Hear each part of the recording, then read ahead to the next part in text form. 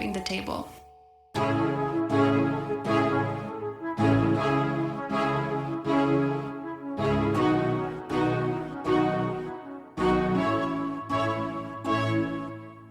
This is Michael, and it's Season 2 of Flipping the Table. This is a podcast featuring honest conversations about food, farming, and the future. I do this because I'm inspired by all the people you will hear. Some of them I've known for decades, and others I've just met. But each of them are creating the knowledge, the food enterprises, farms, and ranches that will make for a future that works better for us all.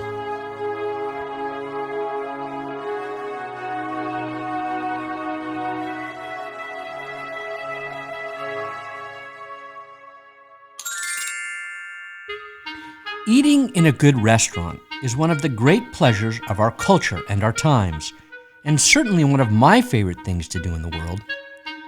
Restaurants are also a massive engine of employment. There are over 15 million workers receiving wages from restaurants in the U.S. High-end restaurants, meaning those not serving traditional fast food comprised of highly processed, industrially produced ingredients, are a vital cultural interface where new values can be expressed by creative teams of culinary professionals who both shape and accelerate new food and agricultural trends. We dedicate, here at Flipping the Table, a considerable percentage of our programming to the culinary world because farm-to-table restaurants are part of the heart and soul of the emerging healthy and resilient food system. Today's show is another prime example. Many issues previously touched upon in conversations with chefs Anthony Mint, Dusky Estes, and Peter Hoffman come into my conversation today with Darryl and Melissa Burnett, but from a very different and unique perspective. Darryl and Melissa are married, and they operate Belle Harlem in New York City, where I ate last November when I fell in culinary love with them and their place, which could be called a tiny restaurant with the same meaning we now apply to homes. It has just 12 seats and 275 square feet with one additional employee, a sous chef named Alex. Whenever I'm in New York, I stay with dear friends whom I've known since the 1980s. Maria Fogel Flanagan and her sister, Alexa Fogel, live a few blocks apart on the same street on the Upper West Side of Manhattan. Both are successful cultural creatives who love good food. Whenever I'm in the city, the sisters and I explore new restaurants to talk food, movies, television, and books. This last trip was no exception. Perhaps a month before I arrived, Alexa sent Maria and me an email stating a desire to try Belle Harlem. The email contained a link to a New York Times review and suggested she get a reservation. I read the review and sent my endorsement of her proposal. It sounded fantastic. In the end, Alexa sadly missed the meal, but Maria and I went and had not just delicious food and wine, but also great interaction with Melissa, Darryl, and their other customers. It was like a dinner party with new friends. I've eaten at many restaurants in my day, but I've never enjoyed a restaurant meal in quite that way. It led me to spontaneously ask the Burnetts if they would join me for a podcast conversation. They said yes, so I came back early the next morning. I think this conversation will clarify why Darryl and Melissa are among a new generation of restaurant pioneers onto something important as a dining trend. I hope you will reserve a seat at Belle Harlem next time you visit the Big Apple.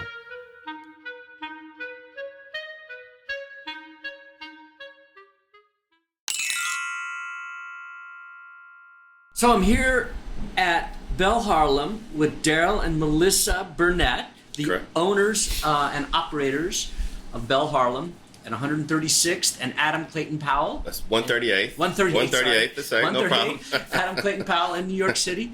And we're here to talk about their amazing restaurant. I had a meal here last night. Read about them in the New York Times. A friend of mine made a reservation who ended up not being able to come because she got sick. But we had an amazing meal here last night, and there's only 12 seats in this restaurant. Yes, sir. Only 12 seats. And so I just want to hear the arc. How did you guys? What's your story? How did you get here? And then we're going to talk about the restaurant, and then we'll talk about the future. Right. So. And both of you, feel free to just jump in. We'll let him. Yeah, we'll do it. We'll share. So I graduated from the Culinary Institute of America in 2002, I believe. After culinary school, of course, moved to the city. Started working in a bunch of restaurants. Worked for Charlie Palmer for a bit at Metro Jean Georges, Von Gretchen, Spice Market. A lot of French bistros, Nice Matin. So, after culinary school, kind of got paid my dues at those places and got my first executive chef job at 24 Prince, which no longer exists. That was my first head chef job. And just kind of moved on to the industry. Most recently, before opening up Belle, I was executive chef at Bergdorf Goodman's BG restaurant on the 7th floor. And then I just kind of got to a point where, as executive chef, I guess the only forward movement is director or something like that. And I was already spending a lot of time in the office and never any true time in the kitchen actually cooking unless I was bailing someone out or something was going wrong. I always wanted to have my own restaurant. So right around Bergdorf's, trying to figure out what was next, how I was going to get out, how I was going to do my own thing, and then So it was like 2015, 16? Yeah. Because I guess I left Bergdorf's around like 2007 or so, I believe. We opened Belle in 2016. Right. Well, it took a while to get Belle because, after Bergdorf's, I worked as executive chef for a private school called Ethical Culture, which was very interesting. It was very private, really nice, exclusive private school, like right on Central Park. Okay. So trying to figure out how do you get your own thing and how do you open it up? So unless you have resources, which Melissa and we didn't have any investors, so we did everything ourselves. And I think also traditionally thinking about what a restaurant was and what a restaurant is supposed to be, this big, massive space, we had started to get involved with tiny house living. Oh, yeah, cool. Yeah, so we're both big fans of tiny house living. And we're watching these shows, and I was thinking, wow, you can do a lot in these small spaces. Yeah. So then we ran across the space that was empty. It's like our space is 275 square feet, like total from bathroom included. So we started thinking, why try to open a traditional restaurant? Why not open a space or create a space where we could engage with our guests like we did at home? Because that was the most memorable places where we had, most memorable dinners, was always having friends over. And, so we thought, wow, why don't we just build a tiny kitchen like it would be in our home and use that as our restaurant. So that's how we got here. And that's what it felt like because, we started talking with all the people at the table last night. And met them and found out where they were from. Yeah. That was cool. And so many of us were from Virginia. And you're from Virginia. We're Melissa and I are both from Virginia. Grew up in Virginia, yeah. Did you cook as a kid? how did your interest in cooking and culinary things come? What spawned that? My grandmother, so I come from a really big family. My grandmother had 17 children. Wow. Yeah, so I was lucky enough to be her favorite grandson. So I spent a lot of time. And I think it also had a bit to do when I was younger. I struggled a lot with asthma. My asthma was really bad. So I think she kind of babied me a lot. So I grew up running around in the kitchen with her. So every Saturday night, people will come over and hang out and play cards and, maybe a little illegal liquor or something, so I would hang around the card table while grandma would be cooking and people would be playing cards. And then Sunday morning or Sunday afternoon after church, everyone would come back to grandma's for Sunday dinner. Meal. Yeah, big meal. What kind of food did she cook? Southern, fried chicken. My grandmother, she cooked.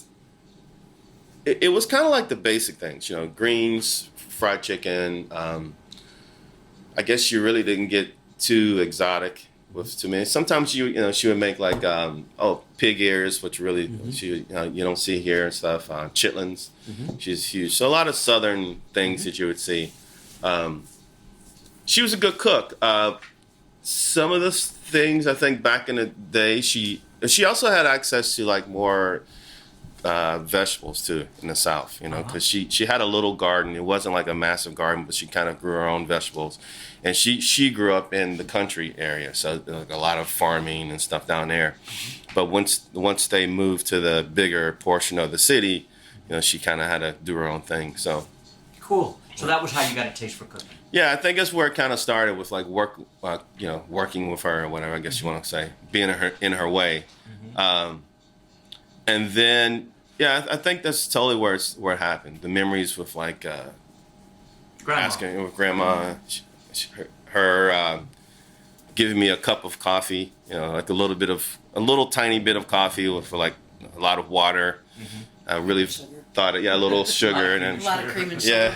I felt like I was having, really doing something, but those were good times. I think that's what got me started in cooking. So, Melissa, how did your interest in all of this? I wasn't remotely interested in any of this. Not at all.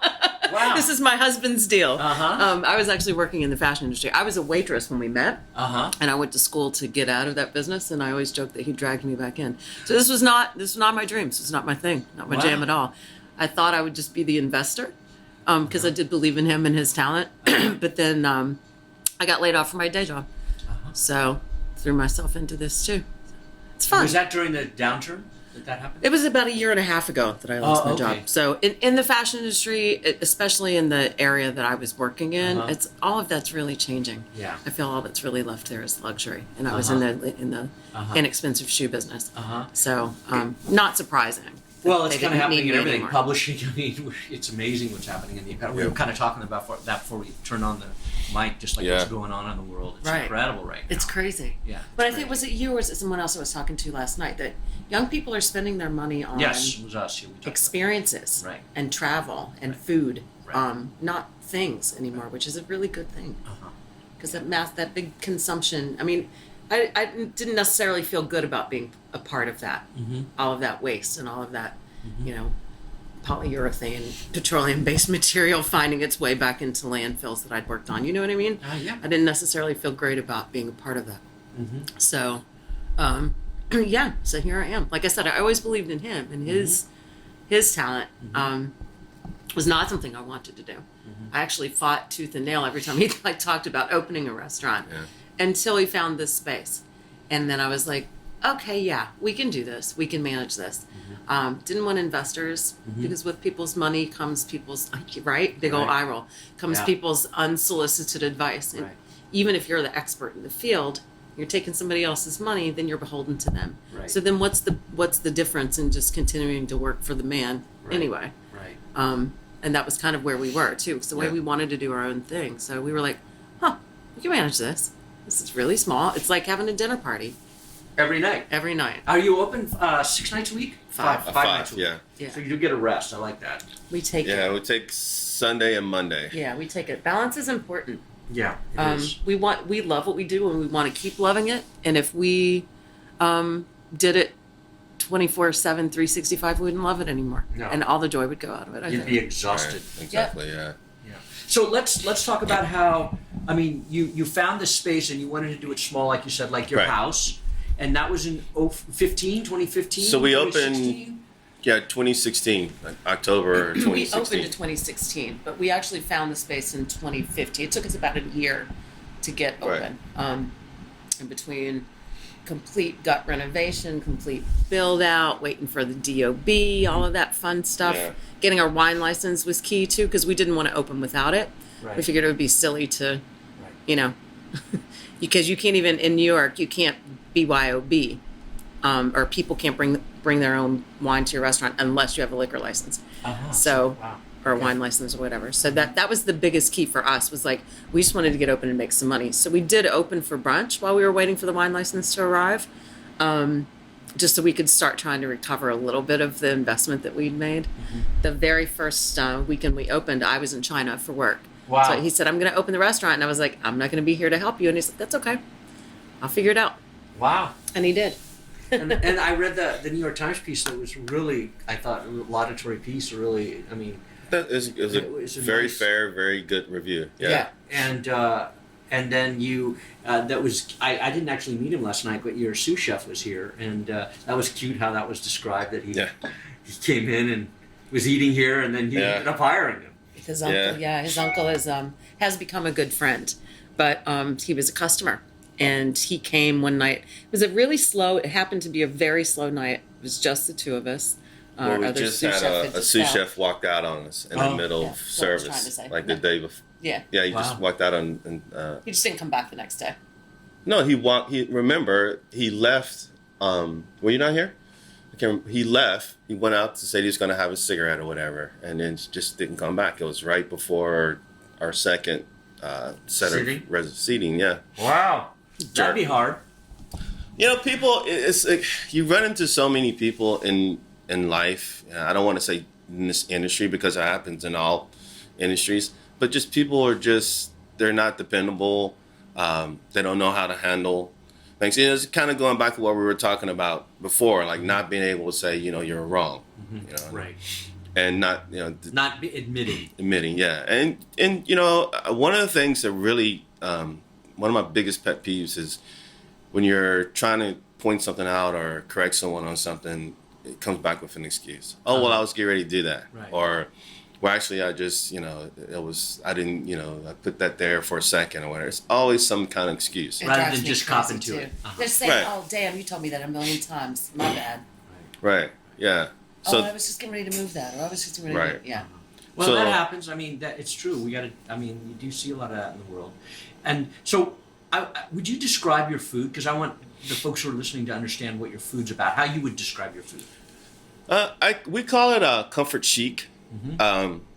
And I guess it's still kind of evolving. So I was thinking it's based on. I don't think it's a combination of comfort food, and I guess like the chicken waffle, more higher end American food. I would say, there's some dishes in there like the chicken waffles, but we totally flipped it and served with. Instead of the traditional waffles, we used the pizzelles, the little thin Italian cookies or wafers. Our maple syrup is a combination of jalapenos, bananas, and truffle. Yeah, I was reading. So it's really interesting. So it's things that you're familiar with, but when you see it, it's like, wow, this is not a normal dish. Like the mac and cheese spring rolls. That's a dish that I came up with like years ago. It's served with bourbon bacon marmalade. So we wanted to take dishes that people were familiar with and put a fine dining spin on it, but serve it in a casual environment. Without all that stuffy, Yeah. Everybody's wearing a white button-down shirt and a tie. I've done that so much. It's just, it doesn't help the food. It takes away from it, frankly. And here, every now and then somebody will leave a review like, oh, well, they kind of look like they just got back from a hike. Yeah, well, you're here for the food, right? Right. You're not, I don't know what my baseball hat and jeans and sweatshirt has to do with you enjoying your meal. Right. We want to be comfortable. Right. I'm definitely not going to be tottering around here in high heels or dressed in drag. I'm just not doing it. Like, I've never understood that buttoned up to here white shirt with the tie for everyone. It's like so silly. Yeah, I wonder why that started. I guess. That must be really old, probably. It seems like it would be like an old New York steakhouse thing, is where that would have probably originated. Who knows? Yeah, I did notice when I came in, it was so casual. When we came in, there was, I think, one person. There was one person at the end. We got here early. We were the first seating, 6:30. Yeah. And then people started coming in. So the second seating seemed like that was going to be more more people because it's New York, so people come later, right? Well, it depends. We can only get 6:30 or 9:30, I think is what Exactly. So most people can only get those when they wait a day or wait until a day or two before. The most popular reservations are 7:45 and 8:15. That's you're finished with work, you've had time to go home and walk the dog, get the kids with the sitter, whatever it is. 7:45s and 8:15s are the most coveted spots. Yeah. But we start at 6 and we take the last one at 9:30 during the week and 10 on the weekends. And they will fill up because people really want to eat here. Yeah. And if they don't get their shit together and, book early enough, then they'll go ahead and take those earlier or later ones. Not saying you didn't have your shit together. No. And actually, I think she actually booked. I was in Mexico and I got that the week before so she booked at least a week at a time. And still couldn't get Still couldn't exactly get it. the time she wanted. Yeah. Because she had, so at 6:30 was the time. But anyway, it was perfect. And so talk a little bit more, like, how do you source? When you think about sourcing, what do you do?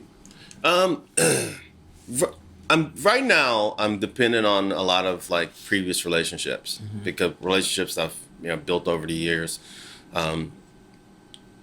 We use Baldor is one of our main purveyors, and Baldor they have a pledge, a local pledge where they pledge to source. They reach out to the local farms here in Hudson Valley in Pennsylvania before they go, to the next level. Within your food shed, so to speak. Right, exactly. So, keeping it local and working with those folks. New York City has a lot of great, boutique type of things like pastas and different little cool spaces where you can go and Italian stores. Ingredients and stuff that you can source. So we use the city a lot. We were lucky enough to have a rooftop area in our apartment that's a common area. So a couple years ago, we kind of like took over. Kind of commandeered some common space that doesn't really get accessed. So right above the elevator shaft, there's an area that no one ever accesses except for the elevator repair guy, or maintenance guy, a couple times a year. So we own our condo, and we're a good relationship with the super. So Darryl was like, "Hey," to the super, "you mind if I grow some stuff up here?" And he was like, "Sure, that's cool." Yeah. And then there's also like a big common area with like large planters. The plants that were in there before were not well chosen for the roof, and they all died or mostly died. So Darryl and a couple of other people in the building started putting more plants. Yeah.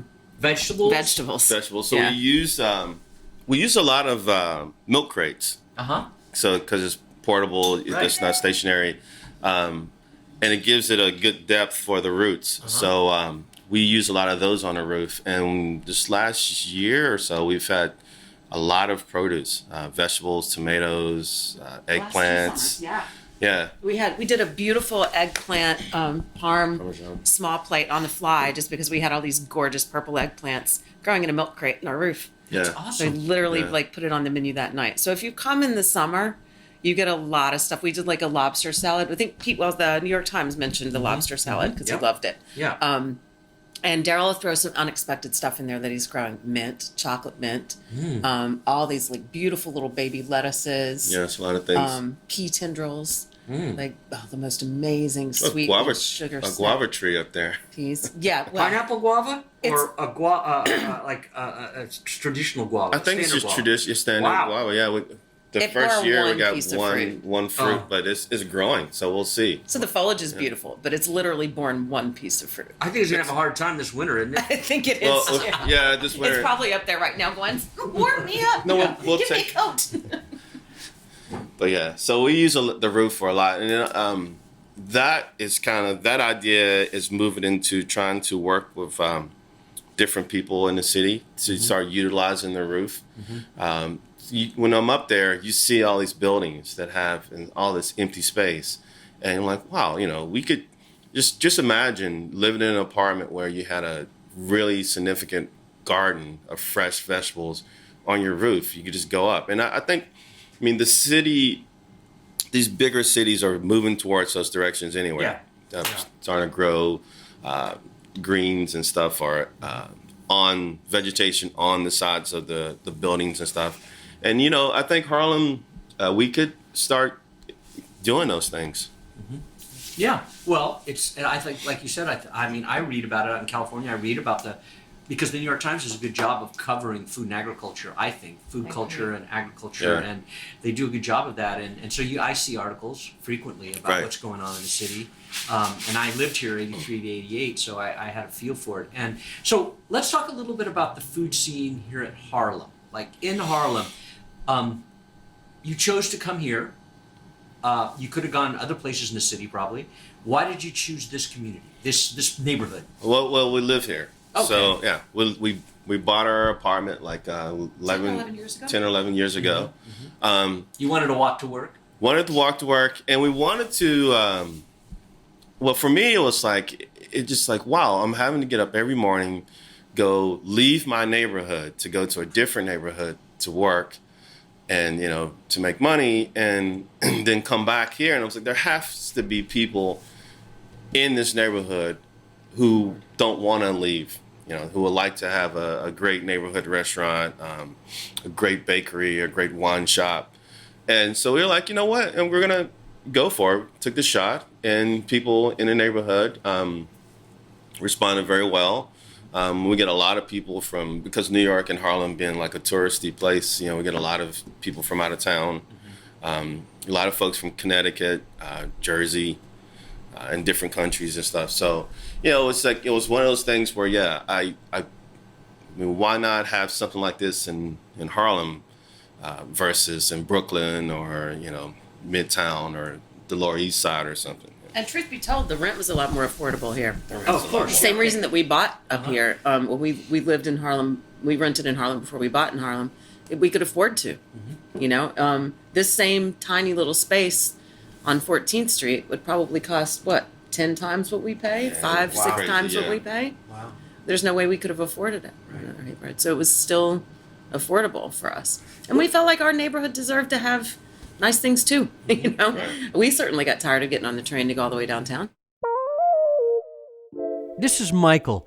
I just wanted to say how thrilled I am and excited that you're listening to Flipping the Table. These are the kinds of conversations I've wanted to share with people for a decade or more. So please like us, share with your friends, write a review, and subscribe.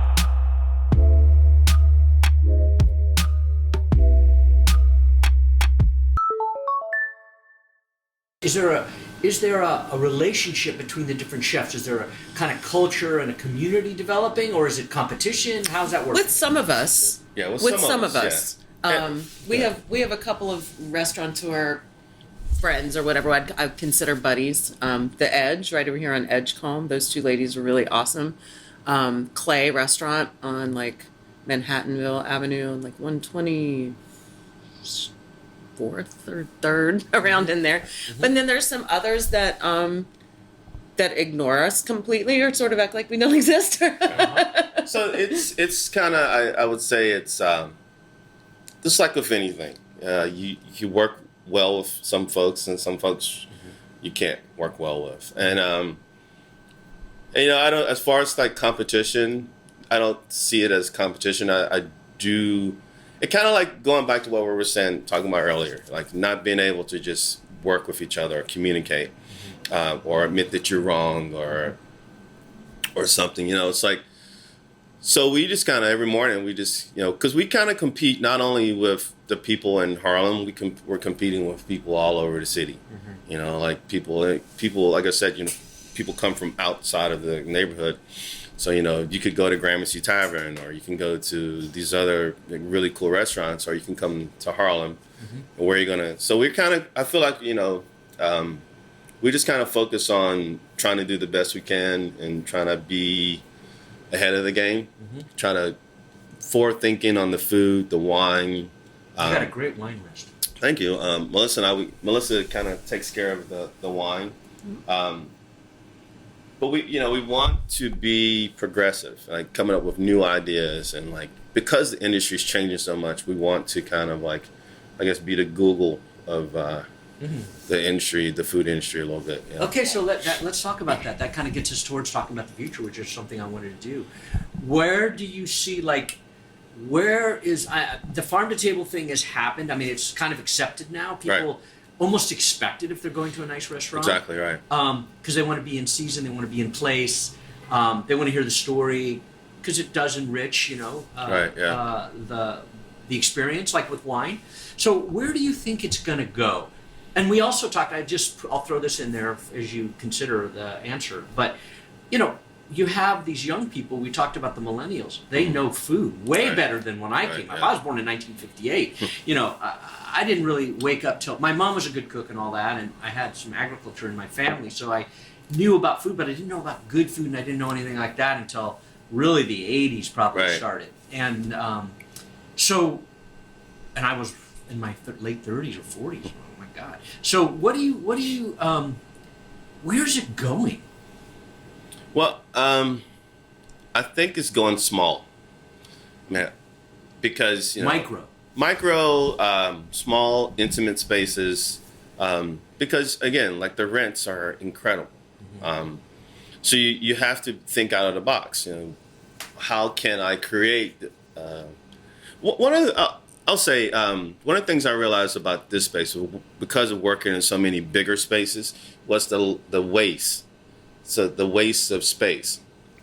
Jean-Georges has these ginormous, beautiful kitchens, but you can never really utilize all of the space. Of course, unless you have like 30 million chefs back there, and then the owner, the actual chef, is really not connected to you anymore. He's not cooking. So I think well, wow, we can go through this smaller space where I'm actually cooking for you every day. So it's like inviting you over to my home. Like if this great chefs were sending Mario Batali, he's like, oh, come on over. So I think that's where it's going because of the rent are so high, and the labor. Now there's the $15 minimum wage. So yeah, you have to think out of the box. Like, how do we did away with tipping, so now we. Yeah, I like that away actually. With tipping along. I like that. Right. I like that on my bill. It was like she had to remind me. My friend had to remind me. Oh, it's in there. I'm like, oh. Yeah, nothing and there's nothing to sign either. So it's just when you're done, you're just done. Yeah, it's easy breezy. Yeah. Yeah. So it's funny because a lot of people of traditional restaurant backgrounds are reaching out to us, trying to get us to like set up in a traditional, hey, what's your POS system and what's this? And like, we don't have a POS system. Like, we don't have a cash register. Like, we got rid of all those things. The spam needs to learn to direct themselves a little bit more appropriately, the spammers. Because it's funny, because it's like, oh, how do you manage all of your people and blah, blah, blah. I'm like, I have one person on payroll. Yeah. I think I can manage that. Yeah. True. Yeah. You use the, what's that called? Not the chip, what's the Square. Square. You use the Square. Square POS. Yeah, which I like. Square's great, and it's mobile, We love Square. yeah, and if you've ever used your credit card, and I got my receipt. That's what I was going to say. If you've ever used your Square credit card at any other retailer, like you bought flowers in California at the farmer's market or whatever, it'll automatically send you your receipt whenever you go somewhere. Yeah, so cool. It is cool. Very convenient. So convenience, yeah. And I think a lot of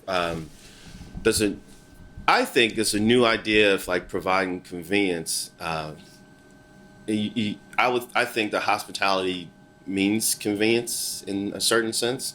I think sometimes people kind of confuse hospitality with like, you're supposed to serve me. I have a friend of mine.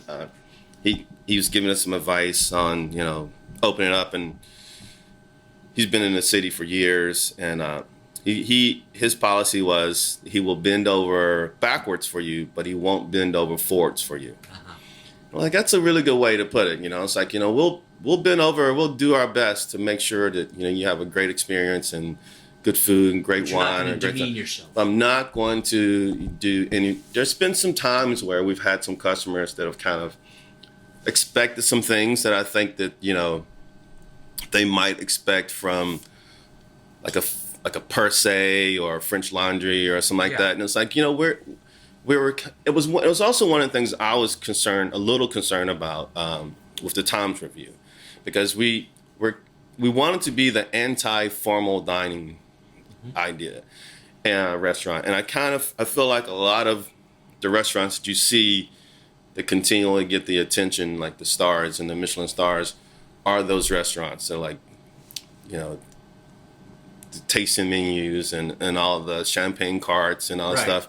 And we didn't want to do that. So I thought that might hurt us a bit when we were lucky enough to get some attention in the review.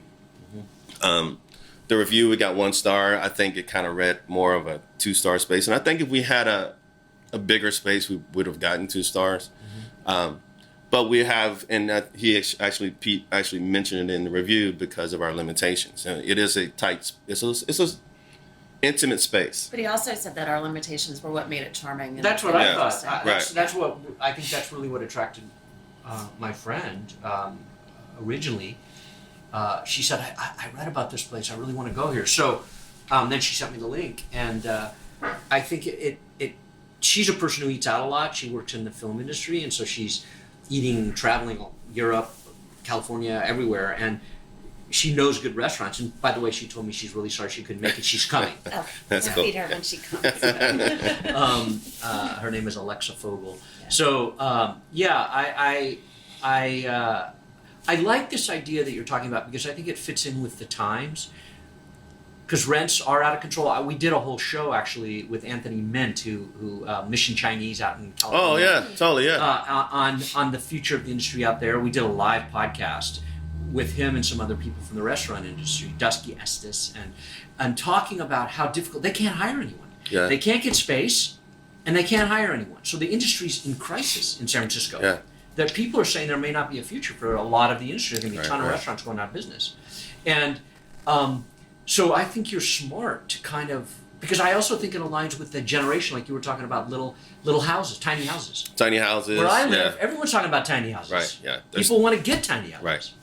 It's kind of like that whole, maybe finally the idea of America going big, big trucks and big this and big that, maybe it's finally over, because we get a lot of responses. People say, oh, this reminds us of a restaurant in Japan, or a small restaurant we were in Paris. Yeah. We get compared to little places in Paris Yeah, all it's the true. time. Yeah. Those little natural wine bar places. Yeah. I've been to one where they use the same kind of burners. Are those convection? What are those? We have 4 induction burners. Induction burners. Yeah, induction. We have a little countertop fryer, a smart oven, little convection. I mean, these are things that you would see in your small kitchen in a New York City apartment. And that was the thing too. It's like we had to think out of the box. Like, how can we provide high-end food with not having to purchase the high-end equipment?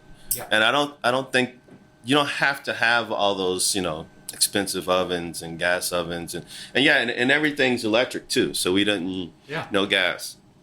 So Which is where the whole, I just read where I live out in California, Sonoma County, they're just outlying no new houses. No new houses can have gas now. it's ridiculous, Why not? Yeah. Right. It's natural gas. It's horrible for the environment. It's dangerous. Yeah. And it's dangerous. Right. And you can, it's back in the day when he was working in gas kitchens, he blew all his eyebrows off one day. You know what I mean? And We a don't gas have to stove worry blew up about on that me, yeah. here. Wow. And we have, you have all of this free energy above us, Right. called the sun. Right. Like, we have to keep moving. I mean, things are going to change. So you can either change with the times, or you're going to get left behind. I was going to ask you. You're mentioning like the concerns about the rent and stuff in California. There's this massive department store that just opened in Jersey. I think it took like 20 years to build this thing. Jesus. Mall. It's a mall. So I mean, I wonder. There are a lot of restaurants are gonna it's gonna be kind of like I think it's like a indoor amusement park, because no one goes to malls anymore. Right. So they're gonna pull in restaurants there. You think it's gonna happen on the West Coast, where restaurants are gonna start popping up in these small restaurants, maybe in these Little What's mall. Big gonna be malls rolled and in stuff. there is it's big giant malls, and we heard that it was going to be like a big, basically indoor amusement park. What's going to be there is like chain restaurants, cheesecake factories and such. Right. Nothing like this. But I think some of these places will have. Well, you see, David Chang has Mamafuku Noodle Bar. I think it's in Columbus Circle. So I went there yeah. last time I was here. Yeah, in April when I was here, I think it was. Yeah. So you see those guys, John. But do you see some of those guys leaving? Like Landmark is closed, which was a massive. It was a huge restaurant. Mark Murphy. He started out with a small place in Tribeca. Is that still open? I think it's still open. No, I don't. It is still open, but the one in Time Warner was a massive space, Huge. and it went out of business. It went out of business.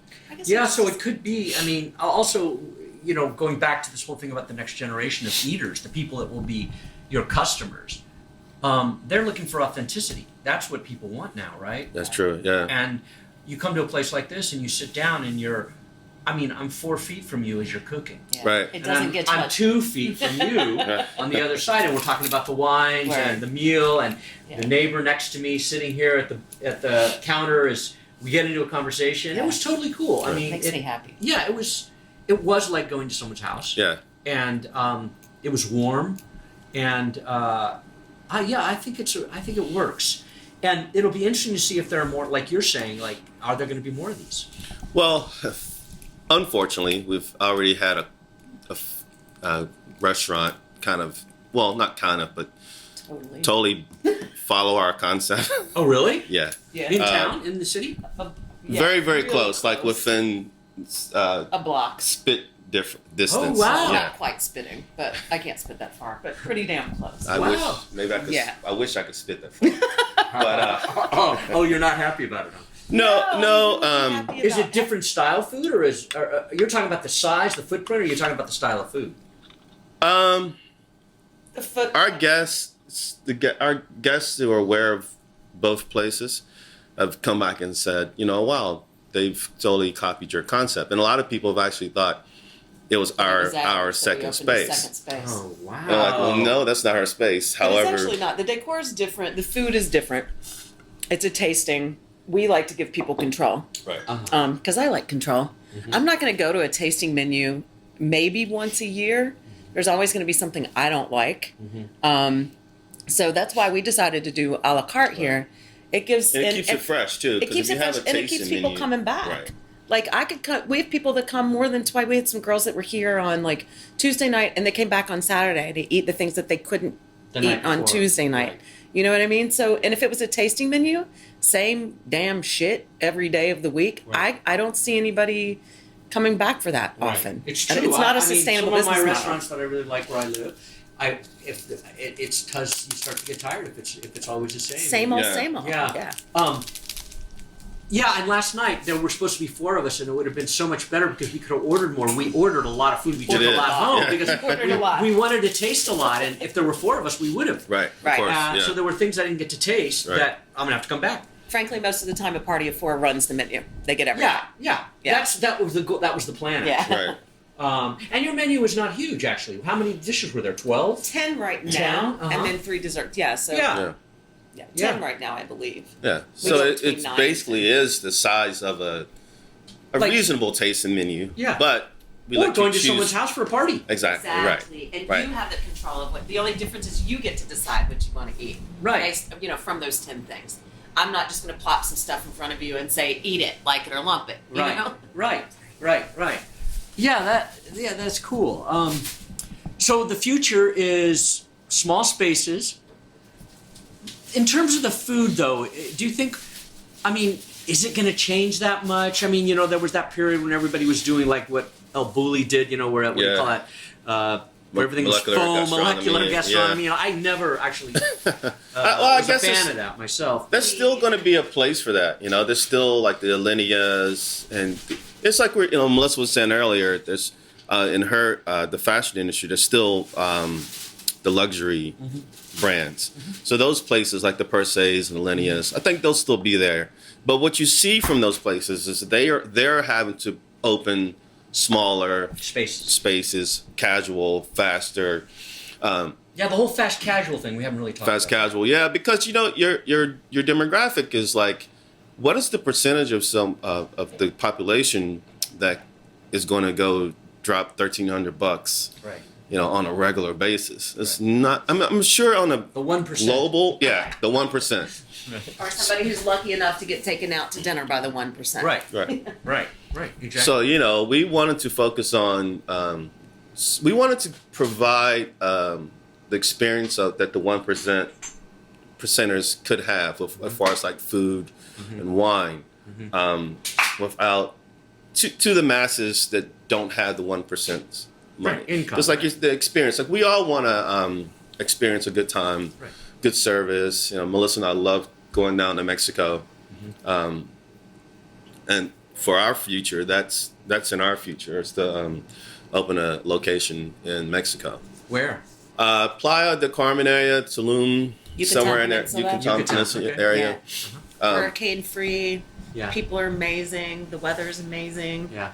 Um, I was just in Baja Sur down Yeah. Todos Santos, which is about an hour north of Cabo, and we had a great time. And there were some good restaurants. Yeah. opening up. I have a good friend who has a place in Sayulitas, and she's dying for us to come and visit her there. Yeah. We tend to stay on the east side, just because it's only Just a the 3.5 hour. Gulf. Yeah. It's only a 3.5 hour flight too. Yes, right. So there's that. So if Yeah. you only have a week off, you're closing your restaurant for a week. Yeah. So you can breathe for a minute. You don't want to spend all your time in an airplane. So. Right. Yeah. Do you worry about that actually being the fact that you are a small crew?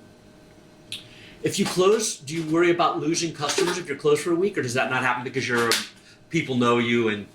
Well, no, we right now we close. Is it twice a year? Once or twice a year. We didn't close. Right. So we close like once or twice. We take a week just to relax. To crash. Yeah, and get some time, do some research, do some traveling or whatever. And our customers get it. And I mean, we announce it. We put it on the website. We put it on the door. And like, one of the neighbors was telling me, she was like, "Oh, you guys closed for a couple of days," and there were people like popping up. So I don't mind remaining a little exclusive. Yeah, it's you know like what I mean? wine that's on allocation. Exactly. You can't get it. You can't just get it whenever you want it. So I think you want it a little bit more because you can't. What's distance makes the heart grow fond? Yeah. Yeah. Cool. All right. Well, you talk about Mexico, so that would be the next big development for you guys if you open another place? The space next door that we're working on a wine shop next door to this space, Belle. And then Mexico, we're having some meetings next month. Well, yeah, December. We're starting to lay the foundation for. So hopefully we'll make next 2-3 years maybe. So would it be a similar kind of restaurant in cuisine as this? Totally. So you'd be opening up there a second place, this kind of footprint? Yeah, I think so. This works well, and I think what we've found out is there has to be a core of at least 2 people running the space, because you can run the space with 3 people, no problem. When it gets a little busy, maybe a 4th person to help you out with the dishes and whatnot. But yeah, and we always meet these great couples that come in, and I kind of like search for them when they come in, because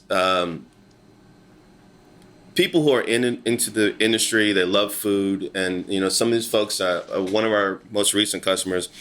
They want to get into a bed and breakfast. They want to, we want to do this, but they're a little afraid. But I think this kind of concept can help them ease into the industry. It's manageable. It's manageable. If you lose your investment, it's not detrimental. It's not going to blow you out the water. And this could scale up into like a bed and breakfast in a sense. If you love to purchase like one of these townhouses on Stravers Road. These old brownstones, you can convert that into like a membership-only private spot where downstairs is the restaurant, and someone could manage that. 2 people could manage that, versus having a 200-seat restaurant. I like this idea. I think it's in tune with the times. Yeah. So I think you're smart. Yeah, thank you. Yeah. I think we're out of time, sadly. Yep, 44 minutes. All right. 45 minutes exactly. So, hey, it's been a great conversation. It's wonderful Really meeting you. enjoyed it. Yeah. Same here. Hey, this is Michael. As you know, Flipping the Table is sponsored by Roots of Change. You can keep our program going by making a contribution to Roots of Change through our website, rootsofchange.org. You have been listening to Flipping the Table, a podcast about food, farming, and the future. Flipping the Table is hosted by me, Michael Reed Dimmock, and produced by Patrick Sexton. Our production colleague is Doris Meyer. Our sponsors include Roots of Change and the Public Health Institute. If you have questions, comments, suggestions, or would like to sponsor Flipping the Table, please email us at comments@fthetable.com. That's comments@fthetable.com. Thank you for listening.